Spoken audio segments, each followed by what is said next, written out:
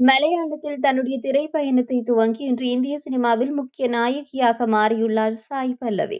இவர் நடிப்பில் கடந்த ஆண்டு தமிழில் வெளிவந்த அமரன் படம் 340 கோடிக்கும் மேல் வசூல் செய்து சாதனை படைத்தது.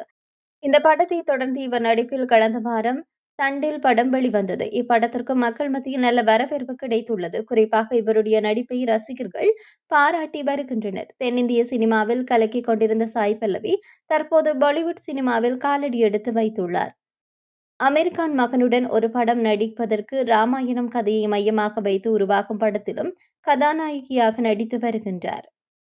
இந்த நிலையில் முதல் படத்திற்கும் தற்போது ராமாயண படத்திலும் நடிப்பதற்கு சாய் பல்லவி வாங்கிய சம்பளம் குறித்து தகவல் வெளியாகியுள்ளது. அதன்படி முதல் படமான பிரேமம் படத்தில் நடிக்க சாய் பல்லவி 10 லட்சம் ரூபாய் சம்பளமாக வாங்கியுள்ளாராம். மேலும் தற்போது பாலிவுட்டில் பிரமாண்ட பொருட்செலவில் உருவாகி வருகின்ற ராமாயண படத்தில் நடிக்க 6 கோடி சம்பளம் வாங்கியுள்ளதாக சொல்லப்படுகின்றது. ஆனால் இவை யாவும் இணையத்தில் பேசப்பட்டு வரும் தகவல் மட்டுமே. எந்த அளவிற்கு உண்மை என்று தெரியவில்லை என்பது குறிப்பிடத்தக்கது.